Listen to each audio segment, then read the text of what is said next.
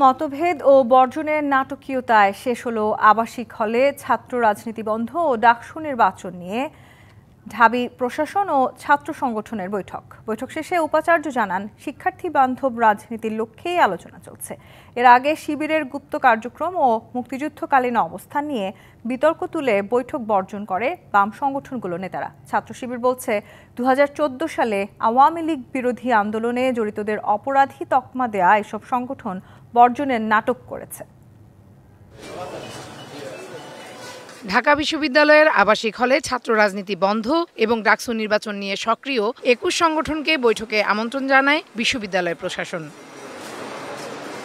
বিকেল 3টার পর থেকেই উপস্থিত হতে শুরু করেন সংগঠনগুলোর নেতারা। শুরুতে উপাচার্য জানান হল রাজনীতি ও ডাকসুর পরিবেশ নিয়ে ঐক্যমত্যে আসতেই এই আলোচনা।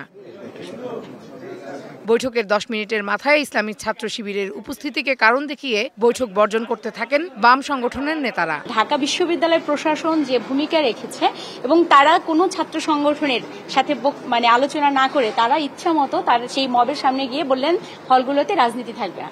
একটি গণহত্যাকারী সংগঠন, সেই গণহত্যাকারী সংগঠন ঢাকা বিশ্ববিদ্যালয়ে তার কার্যক্রম পরিচালনার এখতিয়ার রাখে না। সেখানে তাদেরকে বারবার এখানে যে আলোচনা সভায় আমন্ত্রণ জানানো হচ্ছে। তবে একে নাটক মন্তব্য করে ষড়যন্ত্রের অভিযোগ তুলেছে ছাত্র শিবির। ছাত্র রাজনীতি কেমন হবে এটা নিয়ে আলাপ হচ্ছিল, সবগুলো ছাত্র সংগঠন আলাপ করছে এবং একই সাথে সামনে যেহেতু ডাকসু সেটা নিয়েও পলিসি কি হইতে পারে এটা নিয়ে আলাপ হচ্ছিল। আর ছাত্রদল নেতারা বলছেন শিক্ষার্থীদের আবেগকে সম্মান করেই রাজনীতি করতে চান তারা। ক্যাম্পাসে কোনো গুপ্ত রাজনীতি থাকা উচিত না, তারই ধারাবাহিকতায় ঢাকা বিশ্ববিদ্যালয়ের পবিত্র মাটিতে কোনো গুপ্ত রাজনীতি থাকা উচিত না বলে আমরা মনে করি। পরে আবারও কথা বলেন উপাচার্য, জানান আবাসিক হলে শিক্ষাবান্ধব পরিবেশ তৈরির জন্যই আলোচনা চলবে। সভা বর্জনকে তিনি গেল সরকারের আমলের নেতিবাচক আবেগের ফল বলে মন্তব্য করেন।